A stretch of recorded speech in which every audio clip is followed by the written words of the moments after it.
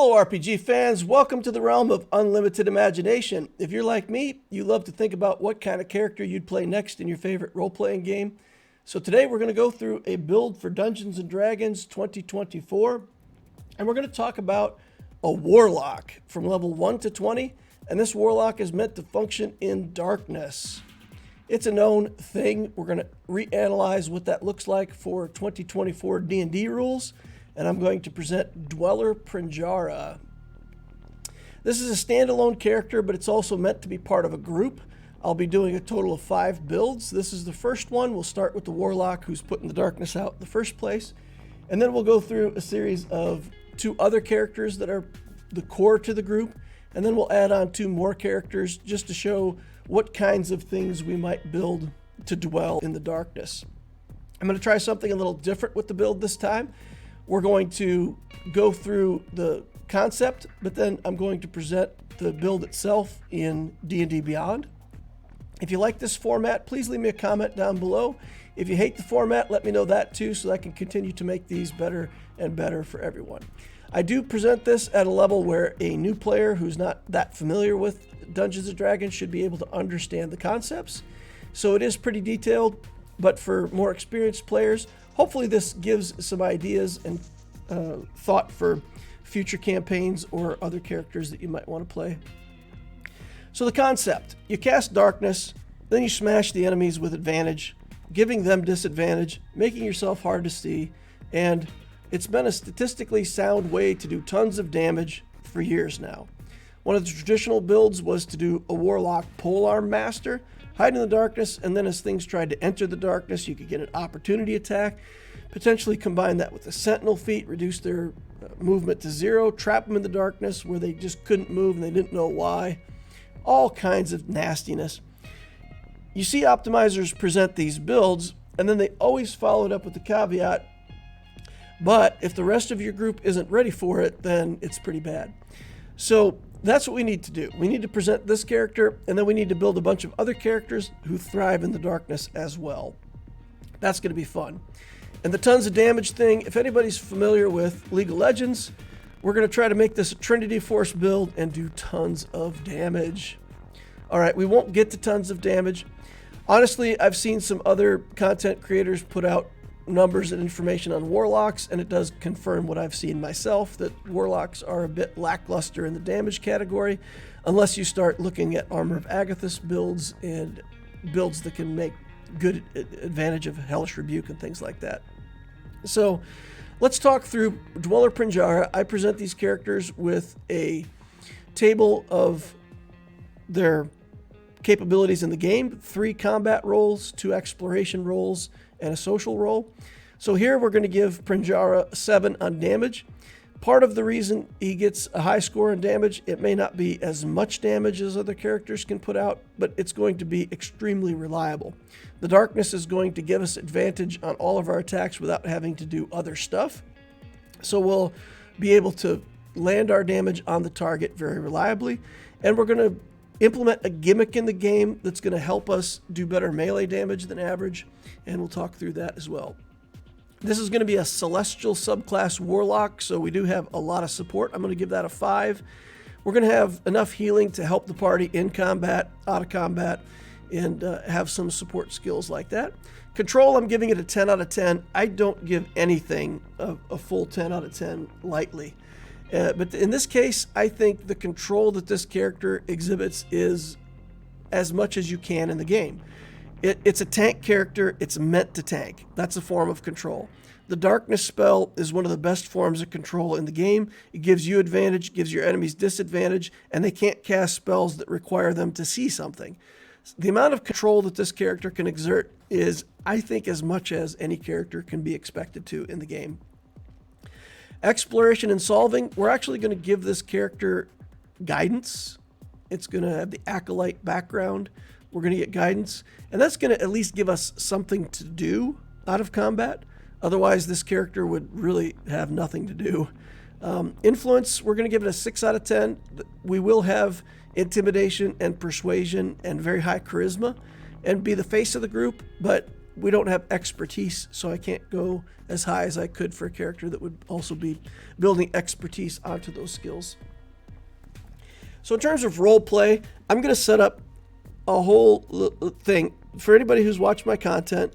As I work on characters, I like to develop a personality for them so that their skills and all of that tie back into who they are and how they operate. So for this group, Clan Abdituran is a group that runs a black market operation. I won't say that it's top secret, it's known about, but it's one of those things that everybody knows and they just leave it alone. It's like a dwarven clan, but it's not a clan by heritage. It's a clan that you can be recruited into. It's pretty exclusive. So Dweller Prinjara got recruited to the clan. He's got a lot of talents. He's a fighter. He's skilled with healing. He's a top-notch assistant to craftsmen. And he brings much needed light and optimism to this exclusive black market trading operation. At some point, the local king decides that the Abdituran outpost is going to be under their control, so they come to reclaim it. And obviously, the clan's not having any part of that, and they try to fight the resistance. They lose. I think Prinjara saves a lot of people that day. He probably saves the life of every other member of the party eventually, but something like that. He's a very heroic, traditional hero kind of character. For now. The darkness comes later. He's put in jail for months. He's in a dwarven prison. He's in some deep dungeons. There's not much light. He's talking to Pelor. Pelor is a, god. He's a very old, traditional god in D&D. You can pick whatever kind of celestial anything that you want for this character, but I like the idea of light and dark. This character is going to be constantly balancing between light and dark. Slowly, the answer comes to Prinjara. One cannot truly know the light until one truly dwells in darkness. So he must be being tested. He begins to hear a voice that promises to fill his hands with weapons, to fill his eyes with sight, to aid his beleaguered colleagues. And whether it's Pelor or not who's whispering, that's yet to be seen. But in any case, he's made a pact that's going to shape his destiny. The first few levels in any campaign go quickly, right? Level 1, 2, 3 goes pretty quickly. And in fact, a lot of campaigns start at level 3 where the DM says, to heck with that, I don't want to mess with those early levels. Just start your character at level 3. This party works either way. If it starts at level 1, it's a fun little hook. At level 1, they're all equipped with a burlap robe only. They're prisoners. They have nothing. Put them in jail at level 1, and the first couple levels are a jailbreak. They play their way out of jail. They have to, come up from underground, overcome a guard, take his weapons, find a storeroom, get some armor, and sort of fight and sneak their way to freedom. And, by the top, maybe they're level 3, maybe they picked up a couple magic weapons. In the 2024 rules, magic weapons are so cheap, they cost 400 gold plus the price of a weapon. So easily level 3 characters should be picking up +1 weapons. I think we'll have to be much more generous with magic items if we follow according to the new rules. However, I will say that if we're looking at this build holistically overall from the start, Warlocking's hard in the 2024 rules. They took away a lot of stuff that gave synergy. Eldritch Blast is basically the same. Most other characters and classes got boosts. There's escalation in the power level of the game, but Eldritch Blast is kind of the same as it always was. It's a bit painful, but at the same time, the thing that Eldritch Blast has over other damage dealers, it's very long range and it's very reliable. You cast it every turn. It's a cantrip. It just goes out. It does damage. You can chip away at enemies. There's been fights that I've had with Warlock characters where you just sit back 80 feet from wherever this monster is and just hit it with Eldritch Blasts. Maybe you have some gimmick that it can't get to you from where it's at. It's super powerful. So even though the damage isn't like bursty and high, it's super reliable. Polearm fighting, though, that's been taken away from us.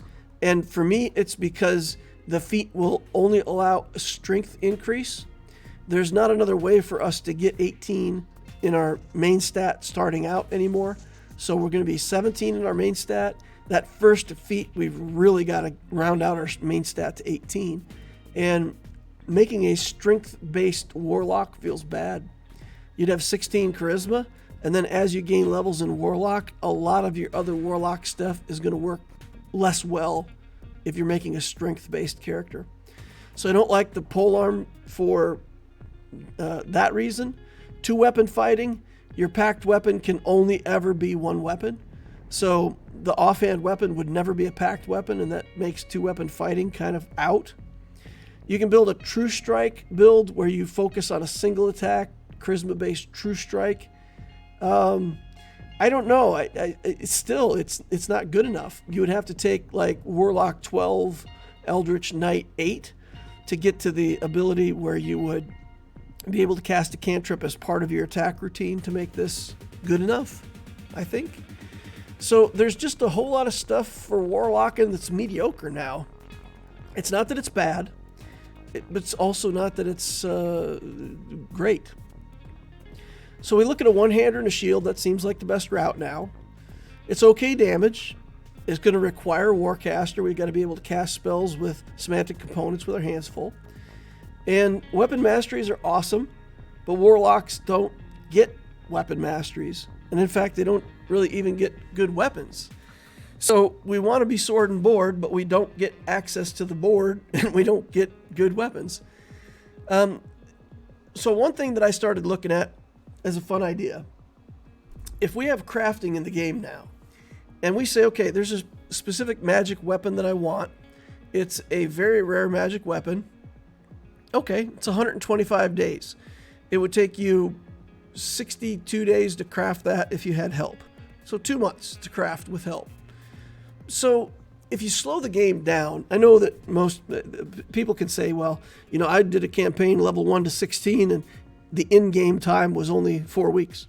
A lot of campaigns run like that. It's like the traditional Frodo going to Mount Doom, right? You can't stop, you can't look back, there's no rest. But that doesn't have to be how you run a campaign. And I think now that you've got crafting rules and Bastion rules in the game, I think a lot of players are going to want to slow that down and have a week or two between adventures and be able to craft items and run their Bastions. I just think the game's going to change in that fundamental way. So I'm saying, let's just accept that and accept that we could craft a weapon. Now, Warlocks could have this gimmick with thrown weapons that would be fun.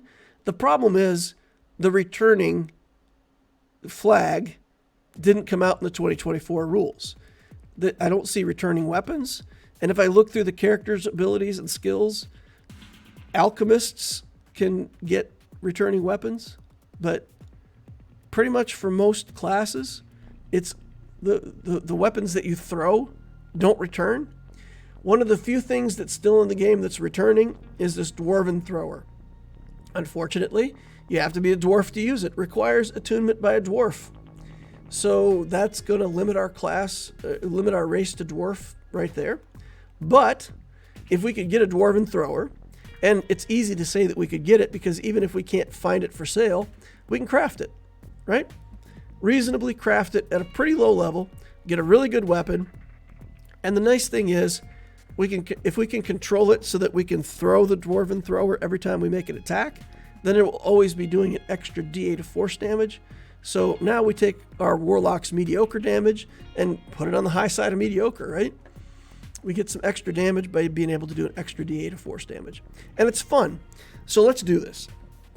Let's build a Warlock for the darkness that's going to be able to throw a Dwarven Thrower.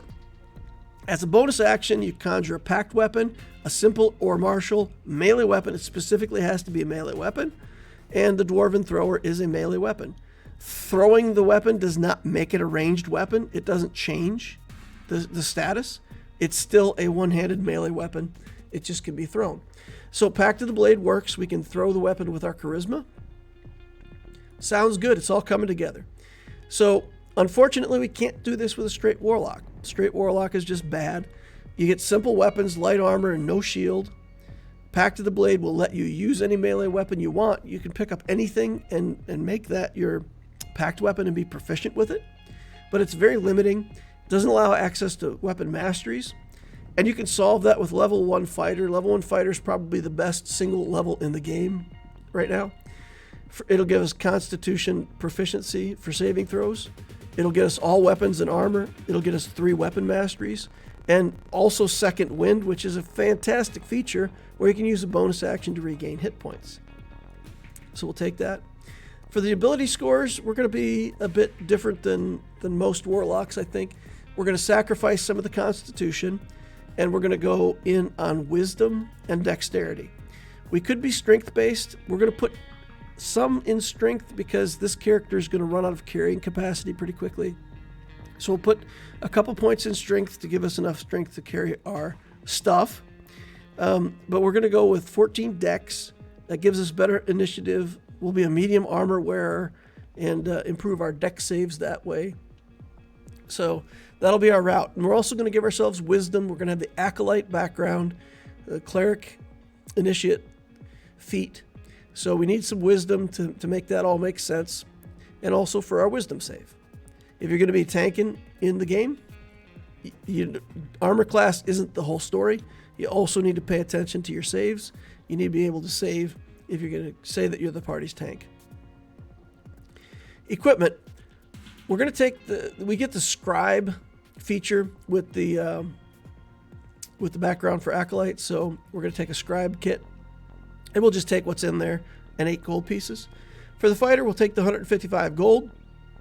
We'll get a chain shirt, rapier, trident, shield, priest pack. Probably also want to pick up a short bow. I didn't think of that until after I made this presentation. But we're going to pick up a short bow. So with that in mind, what we're going to do is we're going to take a look at going into the D&D Beyond character builder. And we're actually going to build this character using the character builder.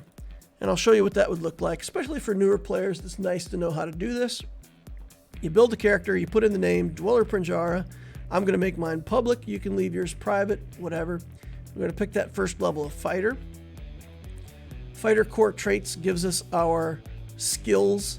Now we know that we have charisma, so we're going to go ahead and pick intimidation and persuasion as our 2 skills. We can get both of those. So let's take them to go with our charisma and what we're going to do later. For the fighting style, we're going to take dueling. And dueling just says when you're holding a melee weapon in one hand and no other weapons, you gain a +2 to damage rolls with that weapon. It doesn't prevent you from wearing a shield. So you can do a sword and a shield, or a warhammer and a shield, or whatever. And you're fine. 2 extra damage for every attack we make. Interception is also fantastic for this particular team. Just +1 to armor class for defense would be good. So if you want to take a different fighting style, you can. I just like the 2 extra damage. It's going to work well with this character. Second Wind gives you a bonus action that you can use to get a D10 plus fighter level. That's always going to be a D10 plus 1 for us for a very long time. You can use it twice. You regain 1 expended use when you do a short rest. So first time you're in combat, go ahead and use 1 with impunity. You'll get it back on a short rest. If you use both of them, and you get 2 short rests before the next combat, you'll get them both back. But anyway, you get 2 for free, and then 1 for each short rest. Averaging 6 hit points of recovery. It's not bad. Keep you in the game at low levels. Weapon masteries, we can pick 3. So what we're going to do here is we're just going to pick a selection of weapon masteries that work at very low level for us. We're going to take Vex with a rapier, and Vex says that when you hit a target, you have advantage against that target until the end of your next turn. So you hit with the rapier, and then you have advantage to hit him again.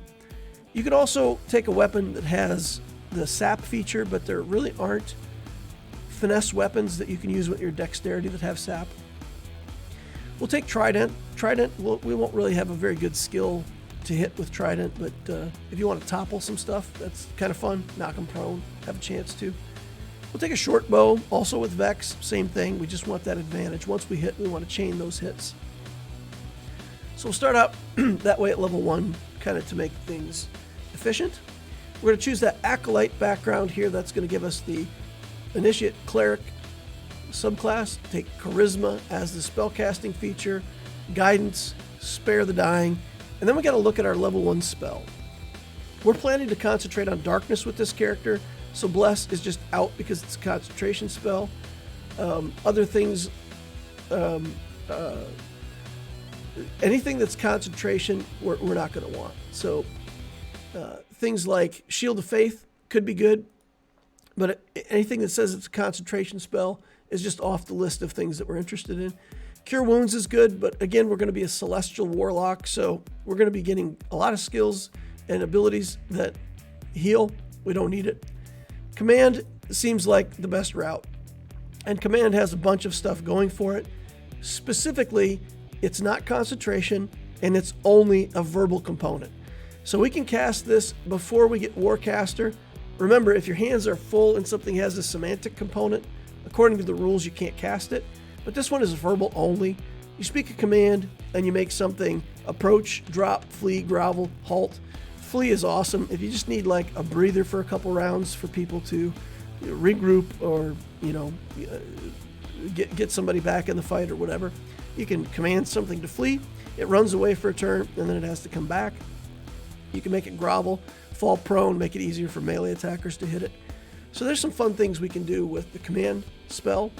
So I think that's the best fit. Again, it's not concentration, it's verbal only, and we can use that even before we get our Warcaster that's going to allow us to sort of bend the rules. All right, let's take a look. Going forward, ability scores. We're going to take a +2 in Charisma and a +1 in Wisdom. Character details, you can type these in anytime you want, now, later, depending on how you like to play. I like just to put in a couple keywords and explain some things, so Prinjara's personality starts to take shape. He's a smooth talker, he's a salesman, he's got a lot of charisma, turn on a charm, sell anything to anyone. Fearsome. I think when he's using the intimidation skill, I think it's going to be around holy fervor, right? He's going to be threatening the afterlife and what happens if you don't believe or if you don't obey or tell them or do what he wants to do. That's going to be his route for intimidation. I think Savior Prinjara is definitely one of these characters that's willing to throw himself in front of the party. Again, that tank role, we're always willing to put ourselves in harm's way. And then Embracing the Darkness. I like this idea for Prinjara's personality, where he's sort of convinced that the only way to truly know the light is to also experience the dark. So the good and evil kind of thing, you can't truly be good until you witnessed evil, whatever. So he believes that, and he takes that to be true. And I even put in this saying, wretched enemies do not deserve to die in the light. So maybe bring them into the darkness where Paylor can't see them. Ideals, freedom, equality, teamwork, those kinds of things. Bonds, we'll give him a bond to the clan Abdituran. They adopted him. He's part of the clan, so let's make that a bond. Flaws, I like to give my characters a flaw, but typically something that's not going to be terrible for the group. So here we're going to give him Argentum Fever. He's just crazy about silver. He loves anything made out of silver. He's going to silver his armor, silver his weapons. And maybe even as a crazy roleplay thing, he's got his own bag of holding, and all of the money that he gets, he converts to silver coins, and he's just got a pile of silver coins that he occasionally dumps out and rolls around in. Who knows? So just something fun to play kind of as a flaw. Maybe he's jealous of anything that the party gets that's silver that doesn't go to him. Dwarves, pretty standard stuff, medium size, normal speed, dark vision.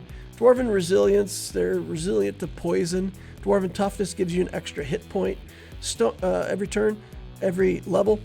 Stone cunning gives you tremor sense, which for this character isn't that big of a deal. And for languages, for this group, we're going to take sign language on everybody. Sign language and Draconic here. The reason we're going to take sign language, if you're in the dark and your group is trying to ambush somebody or, like, let's say, hold a position and be stealthy and quiet, you can't talk to each other. Even though it's dark, all the sound is still normal. So if you're talking to your party, that's all still normal. But if the whole party takes sign language, you're in the darkness, you're talking with your hands, nobody's saying anything, it's dark and silent. And you can communicate all you want, setting up for that ambush. I think it's fun. I think I love these little roleplay type things. Here we're taking ability scores. We're going to take 10 in strength, 14 in dexterity, 12 in that constitution, 14 in wisdom, and 17 total in charisma, 15 plus the 2 from our background. Now, if you're more comfortable having a higher constitution, feel free to switch some of that wisdom over to constitution. You don't really need it. I'm going to solve our lack of constitution with an item. I feel confident in doing that, but if you don't feel like you can rely on getting an item or don't want to do that, feel free to put more points in constitution. The Dwarven toughness already giving us an extra hit point every level makes up to me that you don't have to get the 14, and we'll get plenty of bonuses to our concentration checks, so I don't think it'll be a problem for this character at all.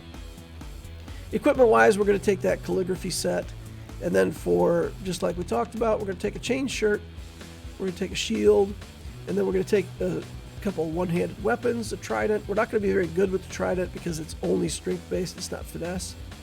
And then we'll take that rapier that we can use with finesse, and we'll still be pretty awful with it, but hey, it's only for one level. Everything will change at level 2 when we get our first warlock level. We'll take a priest pack. That'll give us most of the adventuring supplies that we need. If you do decide to play this as a jailbreak, then of course equipment would be completely empty at the start of the campaign. But assuming that you're starting at level 1, this is the kind of stuff that you would pick up. Probably add a short bow in here. I forgot to add the short bow in the list of things, but we can afford a short bow and some arrows, so we'll go ahead and get that into the character as well. All right, so that sets us up for level 1. You take a look at the character sheet now, and you can see that already at level 1, our armor class is decent. We got 17 armor class. That to hit with the rapier and the short bow is only +4. Most characters will have a +5 using their main stat at level 1. But that's okay. We'll get much better at level 2. And the saves are all pretty good. So we've got 2 strength, 2 dex, 3 con, 2 wisdom, 3 charisma, already at level 1. Paying attention to those saves. Not bad. Skill-wise, we're in pretty rough shape, right? We've just got the insight and religion from our background, and then the persuasion and intimidation that we took from our class. So we're good at the intimidation and persuasion. We're not that good at religion. We're okay at insight because we did take the extra wisdom score. So overall, the character is pretty good in combat, good in social settings, but is going to leave the scouting and exploration to the others in the group, and that's fine. All right, let's work on level 2 then. We're going to add that level of Warlock. That's important, so let's go ahead in the builder. Down at the bottom, add a class, add Warlock, add 1 level of Warlock. That gets us packed to the blade. We talked about all what that means. So we get that packed. We can bond now to a weapon or just summon. Like if we want to summon a trident, we can summon a trident, throw it. It doesn't have to return, we don't care. We just throw it away, and then every turn we use a bonus action to bring it back. Pact magic just tells us that our magic is different than other classes. It's goofy if you've never played a warlock before. The spell slots don't work like normal. You get much less spell slots than any other class, but your spell slots are always the highest spell level, and they come back on a short rest. So that's the advantage of being a warlock. You can cast like 2 5th level spells and then take a short rest, and then 2 5th level spells and then take a short rest. And your colleagues will have gotten 5th level, 4th level, 3rd level, 2nd level, 1st level spells, this whole selection of spells. You got a lot less, but every single thing you cast for the day was 5th level. So that's the trade-off for warlocks. So we can't rely on spell casting. We got to be good at something else, and this character is going to be good melee fighter, good with Eldritch Blast, so we're fine. Going into spells, right next to the class features is spells. Now it doesn't prompt you. It doesn't give like a little question mark or a tick or anything to say that you need to do this, but you got to click on spells, come in here, and you'll see the spells that you can learn. We're going to take Eldritch Blast, of course. We're also going to take this minor illusion. It's going to allow us to make a sound or an image. It's pretty simple stuff, but it can be really fun if somebody else is trying to ambush you and you think just around the corner is an ambush. You can make a silent image of yourself peeking around the corner. When somebody notices it, they'll potentially use readied actions and attack it. Once you see the arrows flying, you know for sure it's an ambush. Gives you some information. So it could be a fun little thing to do, making sounds and images. It's pretty good for a cantrip. A lot of fun role-playing uses. So we're going to pick that up as our second cantrip. If you like other cantrips better, sure. Eldritch Blast is a must-have, I believe, for this build. Other than that, optional. We're going to take Hex and Hellish Rebuke. Can't really cast Hellish Rebuke at this level, but we can cast Hex sometimes and use that in combat because we don't have Darkness as a concentration spell yet. Items will just leave the same for level 2. That doesn't change much. If you're playing a Warlock, you'll see we come out here. Now, we've got packed weapons, but nothing changed. So the Rapier, the Trident, they're all still at the same level that they were using our Dexterity.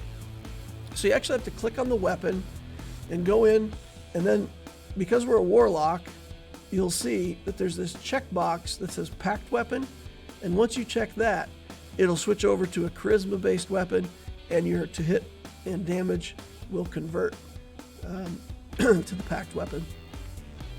Remember, if you've got the Rapier as your Packed Weapon, you do have to switch to a Packed Weapon as a Trident or something if you want to do that. But we can also go in and get rid of the short bow.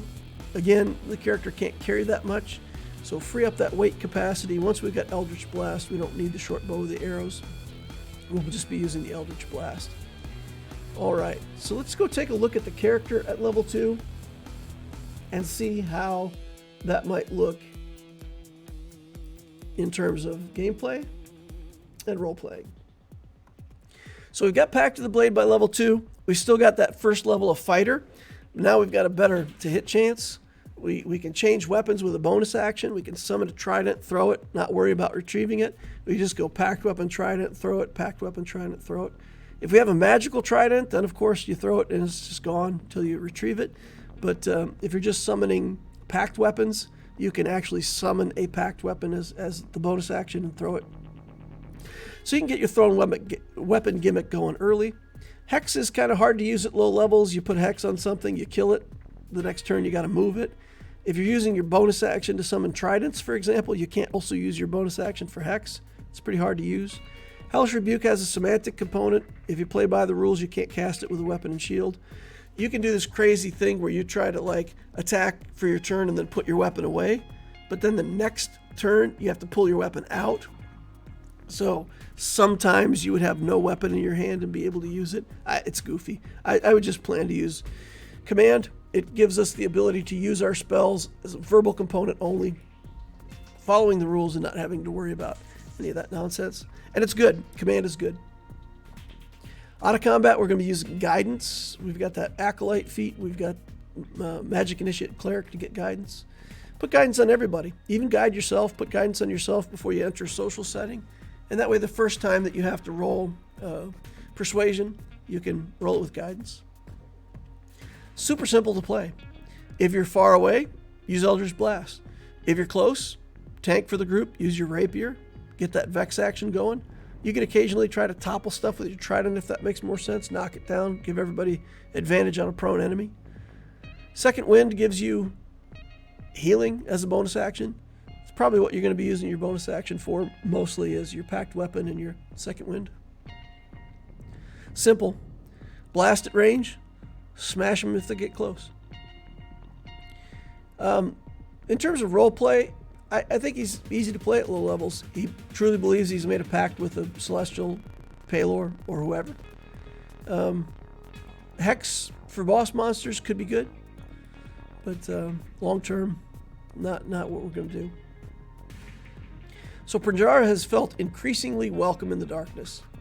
In the depths of the dungeon, he mutters to himself in faithful zeal, to walk in the light, one must dwell in the dark. The enemies of Abdituran have not earned the light. So he concentrates, he pulls at the shadows, he coalesces the shadows into a three-pronged spear in his hand, a combination of smoke, shadow, and silvery light.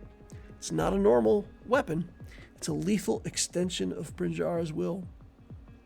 If you're doing the dungeon break as your initial campaign, at level 2, when you get Warlock level, Prinjara doesn't have to have a weapon. He can just summon a packed weapon. So if there's only a few weapons among the whole group, he can just get his own weapon. He's good from now on. All right, let's talk about levels 3 to 7. This is where we're really going to develop our Darkness gimmick. By level 4, that's Warlock 3, we'll get the Darkness spell. We'll take the Celestial subclass for all the healing and utility. I'll show you how good that is. Magic items from the group crafting. We're going to take Amulet of Health and Dwarven Thrower. We're going to get those items pretty early on this build. If you're running a game with a character like this in it as a GM and you think it's too early, don't give it to the players that early. I mean, I think with the new mechanics, with the crafting and with the what seems to me to be low cost of pretty good magic weapons, I think we need to be more generous with players at lower levels. Again, that's what it looks like. The costs have come down and the availability has gone up. All right, so let's take a look at this. Let's go back to the builder and continue to build this character level 3 to 7. At level 2, Warlock 2, we're going to get Double Sight, and we're going to get the Agonizing Blast to get our charisma in damage to our Eldritch Blast. If your group, let's say you want to play a character like this and it's really interesting to you, but the group says, we don't want to do the darkness gimmick. You're on your own with that stuff. You can actually do fake darkness. It's amazing. You got this Misty Visions, gives you the ability to cast Silent Image without using a spell slot, so you can cast it as many times as you want. Silent Image, you guys can go read the spell, but suffice to say, it is within the rules that you can make a silent image of darkness. You just create an area of darkness, and that is the silent image. People that know it's an illusion can see through it. People that don't know that it's an illusion have to interact with it in order to find out that it's an illusion. So let's say you go into a combat and there's a bunch of enemies and you just cast darkness. You say, silent image, I cast an image of this pool of darkness. Your whole group knows that that's a gimmick, that that's an illusion, so as soon as you cast it, they're not fooled by it at all, and they can see through it. The enemies have to interact with it, so maybe a couple enemies have to treat it as darkness, and they're shooting at disadvantage through the darkness. Maybe one of the enemies interacts with it and finds out it's an illusion and yells out to all the other guys that it's an illusion. You've still wasted some time for them to figure it out. So you can do this Misty Visions and kind of have like a fake darkness if the rest of your group ain't into it. But we're going to be into it with this character, so we're going to go ahead and pick that Devil Sight, and we're going to plan to see through the darkness, and we'll just wait for the darkness spell itself to come along to run that gimmick. Also get magical cutting at second level. That allows you to get one of your packed spell slots back once a day if you can't get a short rest. For spells, we're just going to go in and add another spell. Armor of Agathis seems appropriate. We can use it at low levels. So we'll do that. And then again, I think with the idea of being a little more generous, we're going to give this character a +1 shield and Warhammer by level 3. Yeah, why not? 400 gold each. A level 3 character should easily have 800 gold. We'll switch our weapon masteries over to Warhammer, which gives us the push ability with that Warhammer. So that's pretty nice. We'll make that Warhammer a packed weapon, +6 to hit at level 3. So we're in pretty good shape. +6 damage, right? So we've got the magical weapon. We've got +3 from charisma, and we've got +2 from the dueling feat. So +6 damage. Not bad. We've also got the Eldritch Blast, which now has D10 +3 on its damage because of Agonizing Blast. So doing decent damage at range, doing good damage up close. At level 3 of Warlock, we'll get Celestial Patron. That gets us this spell list: Aid, Cure Wounds, Guiding Bolt, Lesser Restoration, Light, Sacred Flame. Aid is really good. Lesser Restoration is very useful when you need it. Having Revivify at level 3 spells is really nice. Having Daylight is awesome, right? You have the darkness and the daylight. It's kind of cool. Wall of Fire is good. Greater Restoration is good to have. These are all good spells to have on your spell list. I would honestly give this like a 7 out of 10. It's a really good spell list for a character that's not a healer. And Healing Light, this is ridiculous. I think this is ridiculous. You gain the ability to channel celestial energy to heal wounds. You have a pool of D6s to fuel equal to your number, your Warlock level +1. So here we're only Warlock level 3, but we already have 4 dice. As a bonus action, you can heal yourself or one creature you can see within 60 feet. I believe Healing Word only has a range of 30 feet, so this is twice as far as Healing Word. And you can expend dice from the pool. It says the maximum dice you can spend equals Charisma modifier, but it's a minimum of 1 die. So this gives you basically 4 Healing Words per day. If somebody's unconscious, 60 feet away, bonus action, D6, healing. So you just pick them back up off the ground. I think it's crazy. It's crazy good. Now, D6 healing isn't anything to write home about. I mean, if you just give somebody 1 D6 healing, they're going to be like, okay, thanks for the 2 healing, right? But if they're unconscious at 0 and you give them 2 healing, that's them back in the game, right? So I think this is, if you treat it like a traditional healing word, you're going to have, at level 3, access to more healing words than a cleric of a similar level. It's really good, I think. Or at least in the games that I play, where combats are pretty brutal and people are going unconscious quite a bit. It's really nice to have.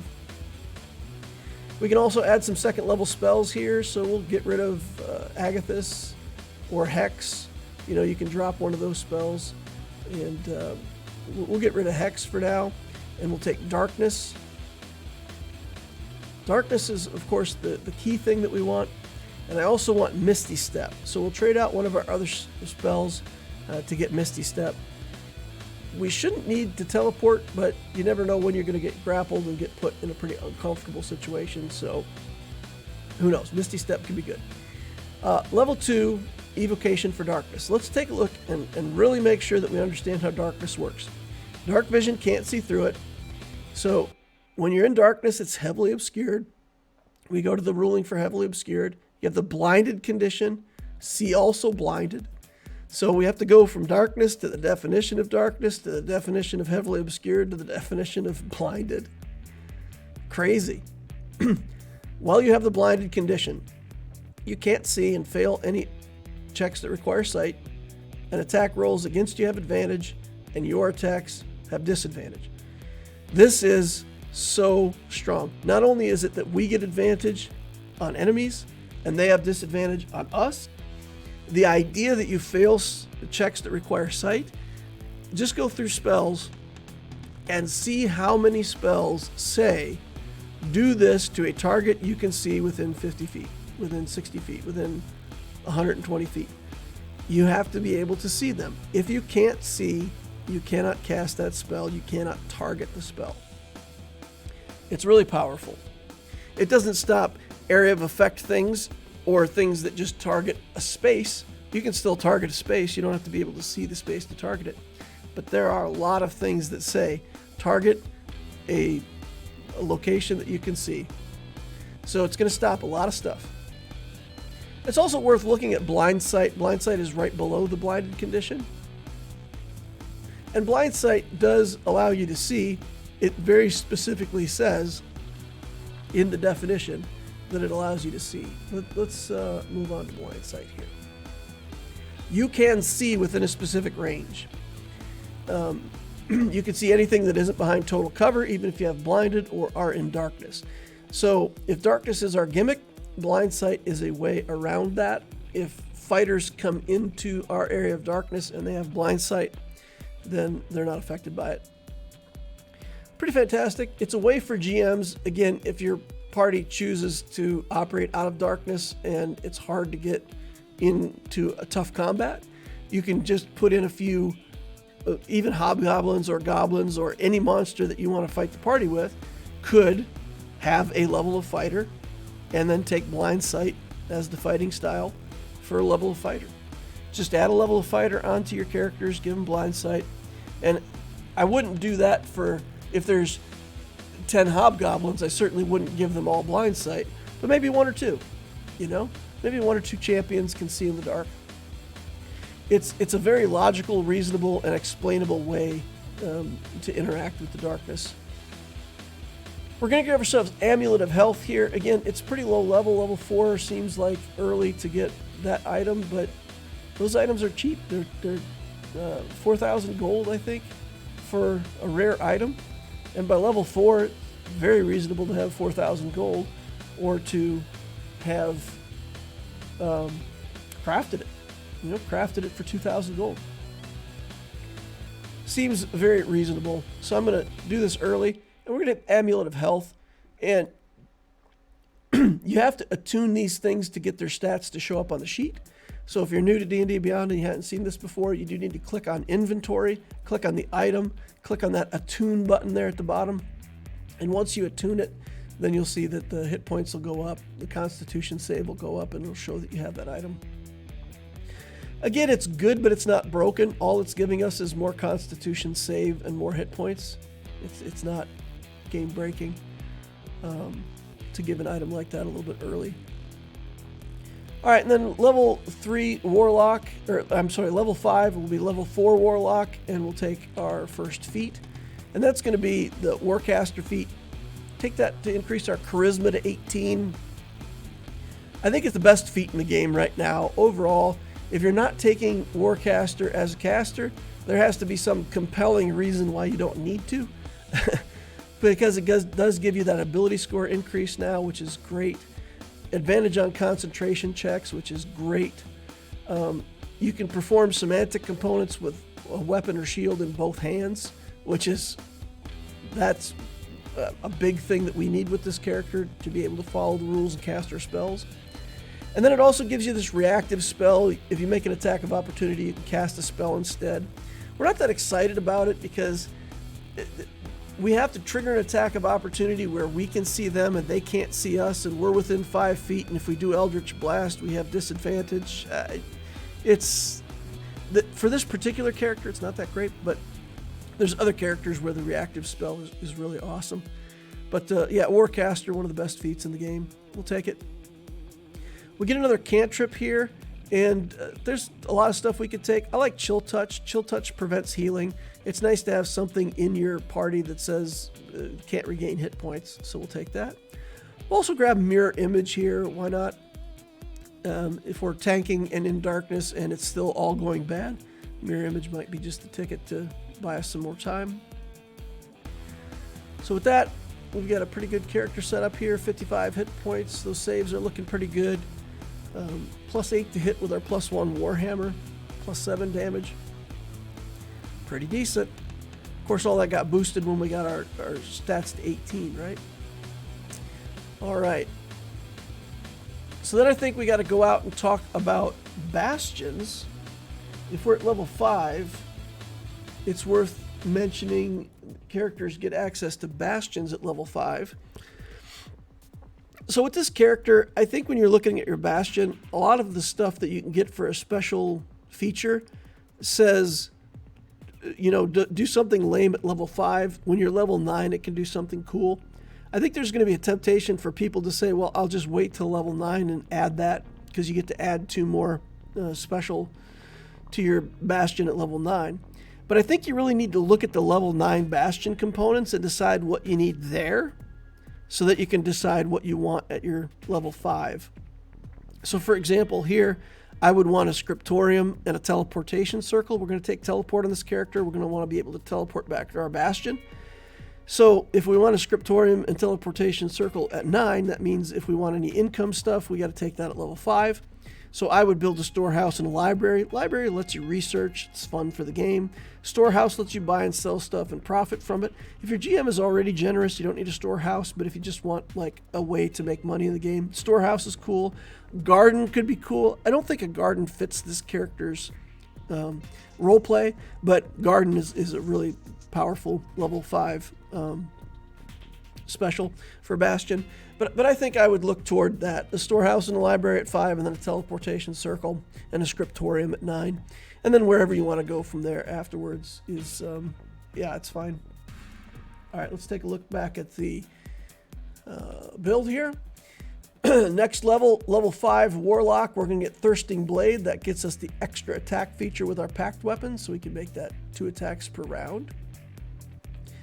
And then there's just so many good things we could take for our other level 5 packed here. Just really rich with good stuff. Eldritch Smite lets you do basically like a Paladin Smite once per turn. But remember, we're using one of our pack slots for Darkness, and we only have one other pack slot. So basically, we'd have to burn our second pack slot for Eldritch Smite. So it feels really ineffective with this particular build. A Gift of the Depths, I love this on Warlocks. It gives you a move speed underwater and also gives you water breathing all the time yourself, no matter what. And then you can cast water breathing once a day. It lasts 24 hours, and it grants up to 10 willing creatures the ability to breathe underwater. So your entire party has water breathing forever after.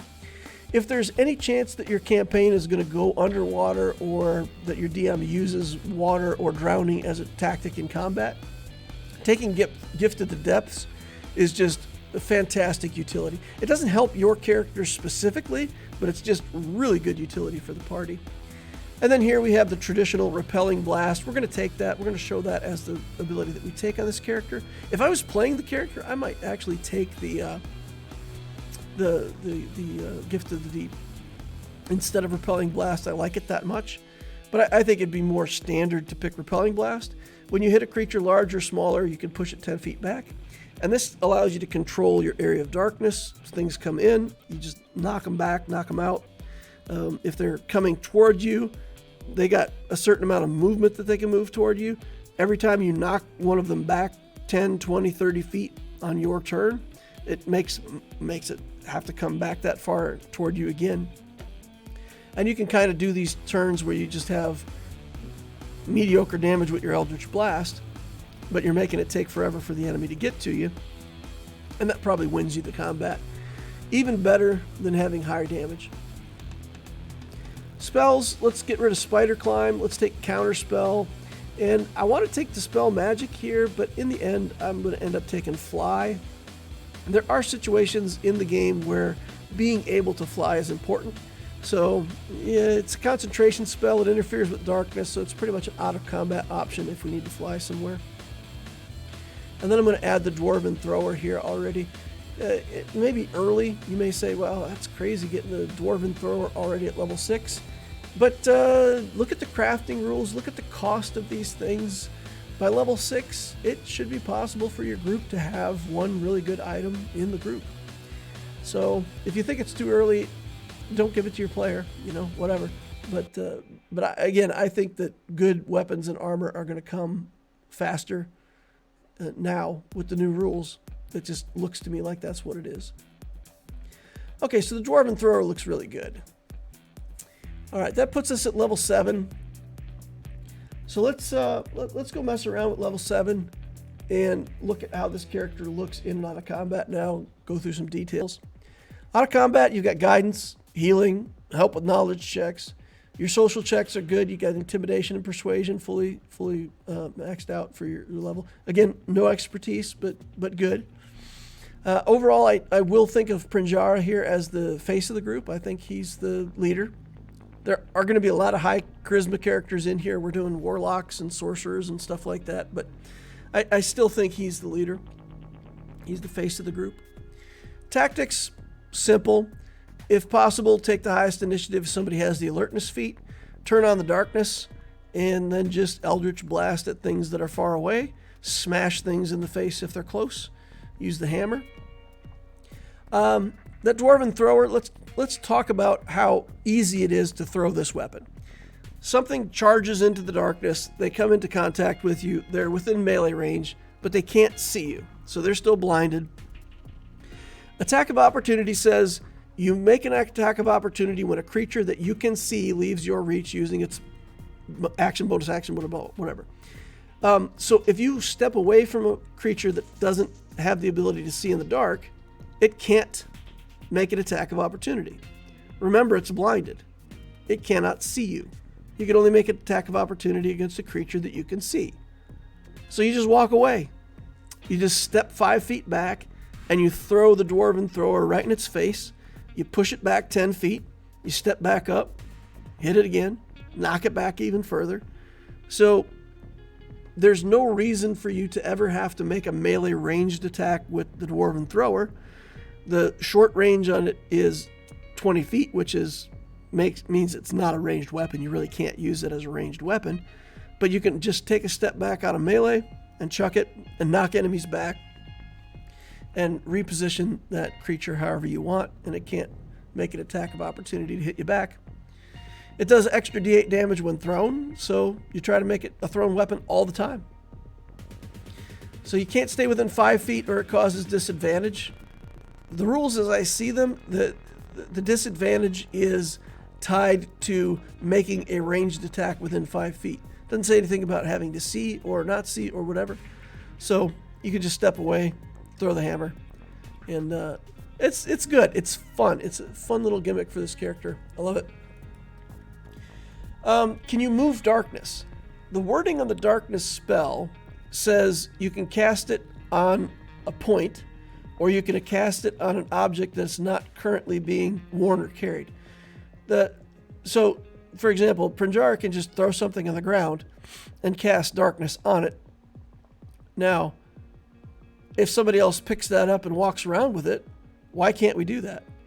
And it says in the darkness spell that you can cover it with something else opaque like a bowl or a helmet and block the darkness. So the darkness is emanating out from a point.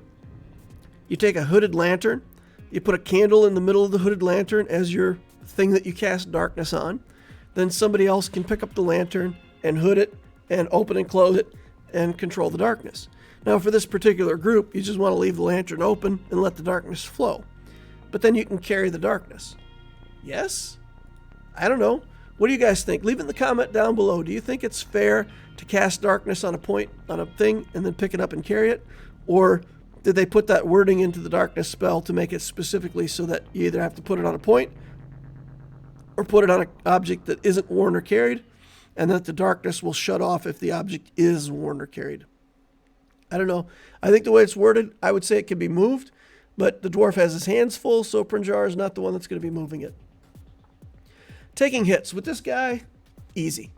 We've got a reasonably high AC. We are a medium armor wearer, so we're a couple AC off of where we could be if we were a full plate wearer, but I'm happy with it. I would rather have the dex saves.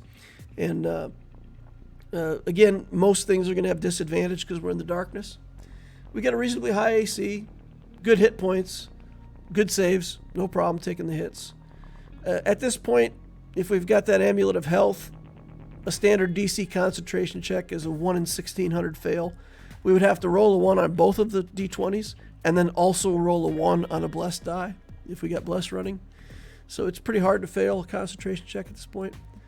I mean, if you get hit for 50 points of damage and have to make a concentration 25 check, you're probably at that point recasting darkness, but who knows?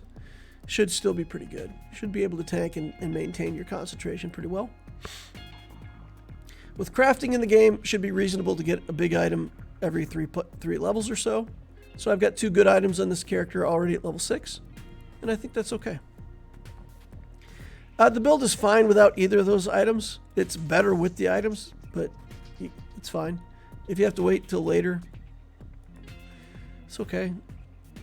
I still think the character is very viable with or without the good stuff. Level 7 damage. If we calculate damage at level 7, we're going to have Darkness and Bless. And again, I'm building a party so that we have Darkness and Bless, so I'm going to claim it. Eldritch Blast is 2 at 1d10 plus 4. 19 damage if both hit. 87% chance to hit with the advantage on average AC. So 17 damage per round on average. Hammer is going to be 2 at 1d8 plus 1d8 force damage for being thrown plus 9. It's 36 damage. The chance to hit here is crazy. Again, you got plus 3 weapon at level 6, so your chances to hit are pretty much guaranteed. 98% chance to hit average AC. So that 36 damage translates to 36 damage. Hellish Rebuke is 4d10, so if we get that in, let's say 40% chance to save, that'd be 18 average damage. The damage isn't outstanding, but what is outstanding is the reliability, right? We're going to have advantage a ridiculous amount of time and be able to put down good damage with a high chance of success. So role-playing at level 7, we've got the Dwellers in the Woods. Somebody's trying to ambush them. Whistler reported back. They know the danger. There's a group of well-equipped mercenaries setting up an ambush. So Prinjara whispers a prayer. Bless the souls of those who have not found the light in this life. May they find it in the next. Taps his warhammer on his shield and purges the light from the area, slowly pushing away the illumination. You can imagine a light spell, right? You cast a light spell on something, and as the light spell takes hold, it kind of brings the light out and like pushes the darkness away as the light expands to the full spell's capability. I like the same thing for darkness, right? He casts the darkness, and the darkness just pushes away the light slowly. The area of darkness flows outward, swelling liquid blackness against the already darkened night. So then again, these guys can all communicate with sign language, right? So he communicates with Whistler, go in darkness. The outlaws, they don't ever see this coming. They're just sitting there in the dark, waiting on an ambush, and then suddenly, out of the night, there's just this stream of magic and arrows and nasty stuff flying out of the darkness. Maybe the leader's a hero. He runs in. As soon as he runs in, man, he gets knocked back a couple times with this massive warhammer. It's over quick.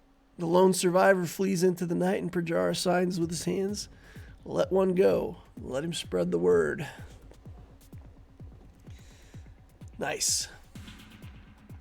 A good guy, but he's a warlock too, right? So while he's a Celestial Warlock and he's a pretty good guy, he's pretty ruthless too. At least in my imagination. All right, let's get back to it. Let's build this character level 8 to 13. And this is a level where I debated a lot. I looked first at the character as a warlock, and then I second-guessed everything. And I thought, man, the second level of fighter gets action surge. You can't cast spells with action surge anymore, but you could hit 2 more times with the hammer, which is fantastic. So action surge is good. And then if you took level 3 as Eldritch Knight fighter, you could get access to the shield spell, which everybody likes the shield spell. So why not grab those 2 levels? But I think in the end, getting to level 12, that's a feat level for warlocks, and it's also it's the level where they get the Devouring Blade for 3 attacks per round. And I think 3 attacks per round is better than the other options that we get with the fighter levels. So let's beeline to Warlock 12, and then we'll talk about it from there, see if it's still the right thing to do going forward after that. All right, so here we get Radiant Soul at Warlock 6. And that's going to allow us to add Radiant Energy to one of our attacks once per level. Hellish Rebuke is a fire damage spell, so that's going to give us 4 extra damage on Hellish Rebuke. It's not that fantastic, but, it's damage. We'll take it. You could also look to a spell like Green Flame Blade or something like that. We really want the 2 attacks per turn, so we're not going to do that. But for this particular class, it does have synergy.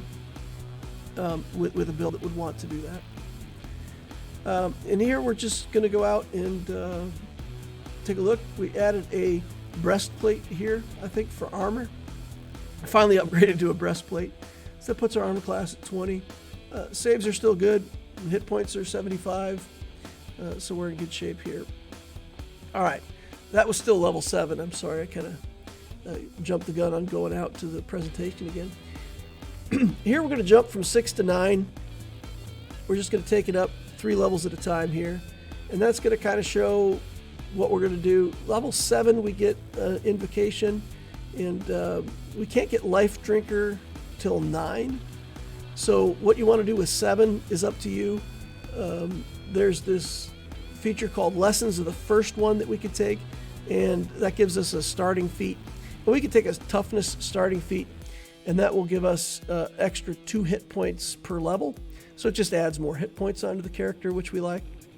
Life Drinker is going to give extra D6 necrotic damage once per turn.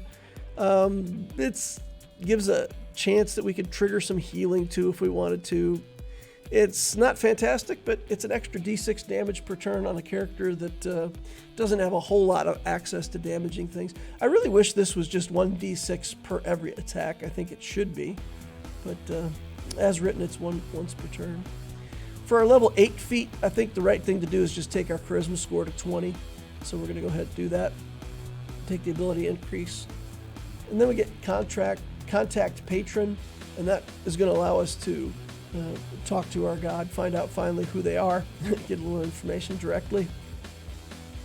It's a fun spell, a fun downtime thing. For spells, let's take Dimension Door. That gets us something that can move us through walls. Sickening Radiance is pretty cool. Other people can cast darkness in the group, then Sickening Radiance becomes more of an option. Synaptic Static we'll take. It's Psychic Fireball with lingering after effects that could easily be the right thing to do in the first or second round of combat if enemies are grouped up. So we definitely want to take a look at that. Another gimmick we can look at that I love, I'm going to mention this in a lot of character builds, I think. You can take this Shield of Missile Attraction. It has a curse that says when you attune it, you become cursed, and even if you get rid of the shield, you maintain the curse. Whenever an attack with a ranged weapon targets a creature within 10 feet of you, the curse causes you to become the target instead. So there's one little caveat to this that you have to be super careful about, and that is that if an ally makes a ranged attack within 10 feet, it also targets you. Because it doesn't say an enemy. It's just whenever an attack with a ranged weapon targets a creature within 10 feet of you. So you protect your allies, but if your archer shoots like from right behind you, over your shoulder, it actually will hit you. So that's like one part of this where it's actually a curse. But for the most part, as long as your ranger can control himself, then yeah, this just says that you get to take the ranged attacks for the whole group, which is pretty fantastic. And you can take that shield, get the curse, get rid of the shield, and then just go get a shield with a whole bunch of armor class and put that on your character instead, and it's pretty fantastic. So yeah, if you want to do that, do it. It's a gimmick, but it's a way to, again, tank and protect the rest of your group from ranged attacks.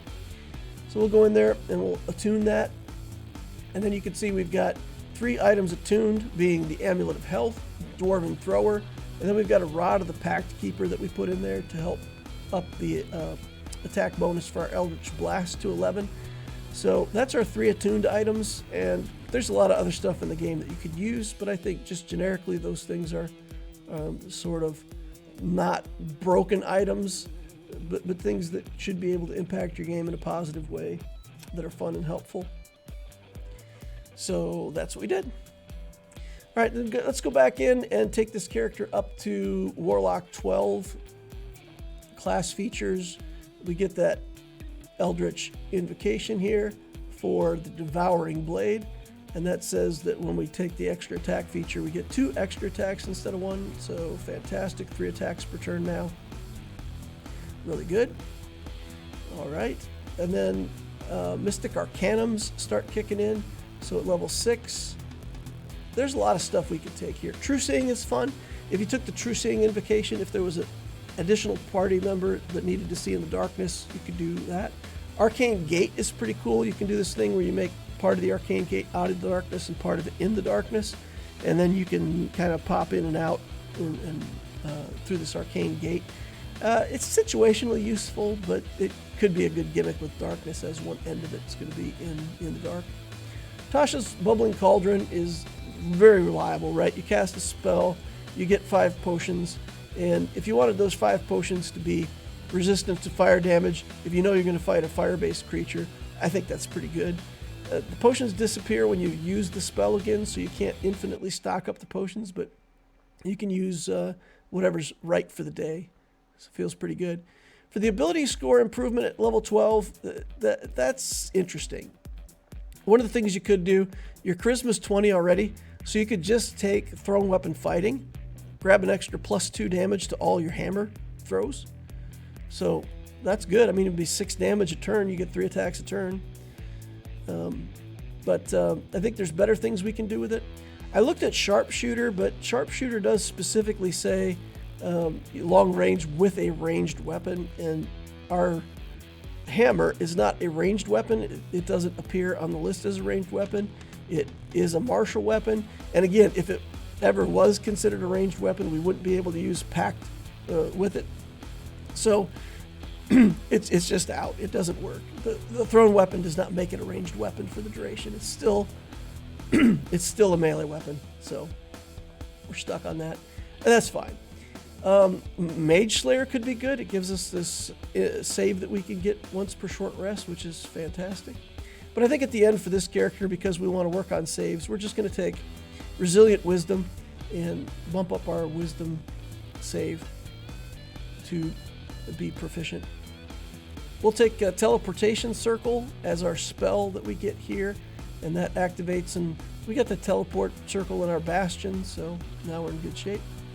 And so here we've got, we upgraded our armor again, so now we've got +3 breastplate, and that puts us at 24 armor class and 161 hit points at level 13. The saves are looking really good. 5 on strength, 2 on dex, 9 con, 7 wisdom, 5 charisma. Intelligence is a dump stat. There's going to be a paladin in the group, so we'll have another +5 on top of those. And a con of 9 +5, +14 to your con saves is insane. +12 to your wisdom saves. The DM says make a DC 19 wisdom save, and normally that would make you scared. And here it's like, okay, you know, I need to roll a 6 or better. So, and you have blessed running. So with that, I mean, the scores that you need to pass these saves become really low. So I think the character's in good shape to be very successful as a solo character in this group that I'm building, or otherwise. I like the way the character's shaping up. It's a good balance, very durable, very tanky, good damage, good enough damage, and I'm satisfied with it. I like how the build's coming together. All right, so level 13 in combat, same kind of things that we've been doing. Cast the darkness. If the enemies are grouped up, maybe we do a synaptic static and let somebody else do the darkness. Eldritch Blast at long range, hammer at close range, hellish rebuke is still kind of the thing that we do. If we calculate damage, let's look at 3 attacks from Eldritch Blast. We got the third bolt at 11, so we got 3 beams at 1d10 plus 5. 31.5 damage if they all hit, 87% chance average to hit for AC. For 27 damage, again, 27 damage per round, not impressive, but very reliable from range. The hammer, if they get up close, we got 3 strikes at 1d8 plus 1d8 plus 10. The damage is really stacking up there, right? So we got 5 from our charisma, we got 3 from the weapon, we got +2 from the dueling feat that we took. So the extra damage is hitting pretty hard. Be a 57 total damage. We also get that life drinker once per round at a d6. With a 92% chance to hit average armor class, that puts us at 55.5 damage per round. Hellish Rebuke, casting at 5th level would be 6d10. And remember, we get the +5 from our Radiant Soul feature, so 30 average damage on that. We could bring Hex back in at this point with 3 attacks per round. The extra 3d6 of damage is pretty significant. So I don't think we have enough bonus action economy. I think we're often going to be using bonus action for things like, you know, the healing abilities and stuff like that. But we could potentially bring in Hex if somebody else has to manage the darkness then, because they're both concentration spells. I don't think 10 damage is worth giving up a concentration spell for, but it's your game if you want to play it differently. Agathis could be another spell that you would bring in at this level. 25 reflected damage is pretty good. It's going to be unreliable in the darkness build because you don't know that things are going to make it into melee range and also hit you and take the Agathis damage. So it's good. It's a really good spell. I love Armor of Agathis, don't get me wrong. But with this particular build, I don't think it's that great. It could be you're out, though, like against stone dragons or something that burrows. So let's talk about that. Like if you're in an area of darkness and you have like a creature with tremor sense or burrow, they can really kind of minimize the impact of your darkness. DMs, that's a way to make trouble for parties that are in darkness. These enemies that burrow can burrow up, attack them, and burrow back down. And yeah, it's pretty tough for anybody to deal with. So here for our roleplay at 13, we've got that situation. There's some cultists. They've got an altar made of pure silver. And remember, our flaw is that we're crazy about silver. So we see this altar, we've gone crazy for it. We've got to get it. We've got to kill these cultists. They've got some pet stone dragons that are making a mess out of the party. So I like this idea of we're in the darkness. One of the other allies is down. And Prinjara can just use a bonus action to heal, cast Eldritch Blast, and never move out of the darkness, right? So in this roleplay, Prinjara summons some light within the darkness, a little sliver of healing hope, brings Dalen back into the fight, and then 3 beams of energy shoot out of his hand at the few remaining cultists. I love the idea that his Eldritch Blast is like this twist of light and dark. It's like the blackest dark and the whitest light, because he's involved, he's invested with the darkness. That's his gimmick. But he's also like a worshiper of the sun god. So there's like this mixture of sunlight and darkness, and that's his Eldritch Blast. I like it. You can make your Eldritch Blast look however you want. Prinjara is going to stare at the altar, narrow his eyes, and vow that he's going to take it, melt it down, and use it for something good. Level 14 through 20, we could go back to the builder and go through all this, but I think it's better just to talk about it at this point. Most campaigns don't go into these levels, but if you're playing a one-shot, we just need to talk about how you would do this for a one-shot. Level 14 and 15, no matter what, I would grab the fighter levels here. I do Eldritch Knight and grab Shield. Champion could also be good. Again, we've got advantage on everything and getting double the crit chance with advantage all the time is nice. So you could do Champion, but I like Eldritch Knight, get that shield spell.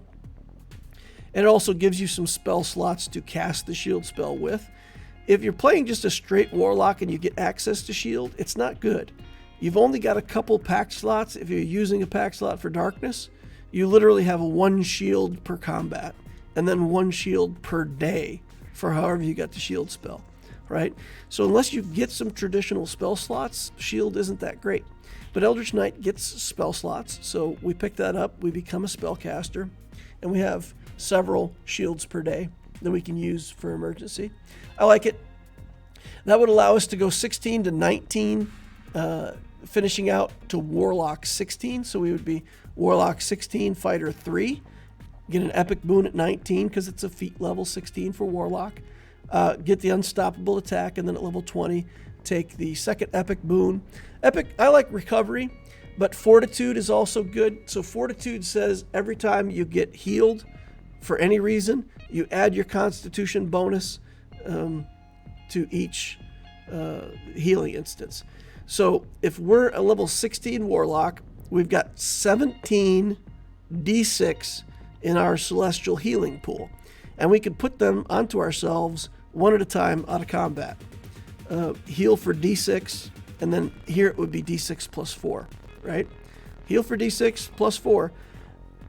17 D6 plus 17 times 4 is 34, 70, 68.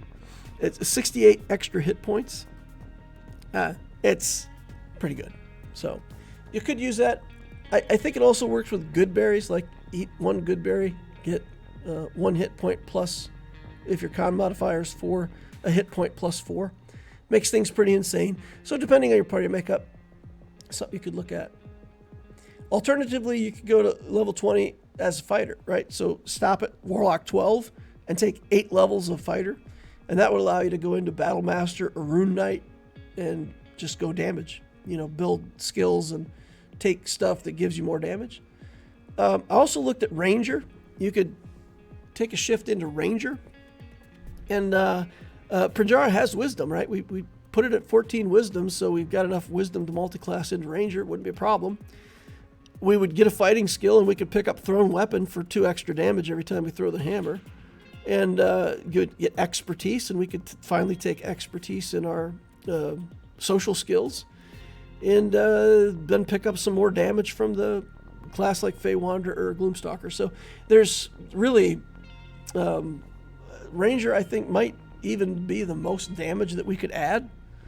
But yeah, there's some options for people to think through. So at level 20, this character is Dwelling in Darkness. Really good tank, good AC, high saves, shield spell, tons of recovery options, reliable damage, and I'm going to say we're on the high side of average at this point. We're doing good damage, right, with the hammer. As long as we can ensure that we're getting these thrown attacks with the hammer, we're between average and good.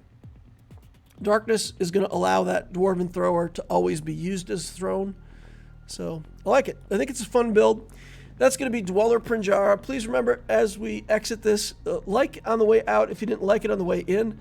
Subscribe to my channel to watch the rest of these builds for this team as they come out and see what else we're going to have in the darkness.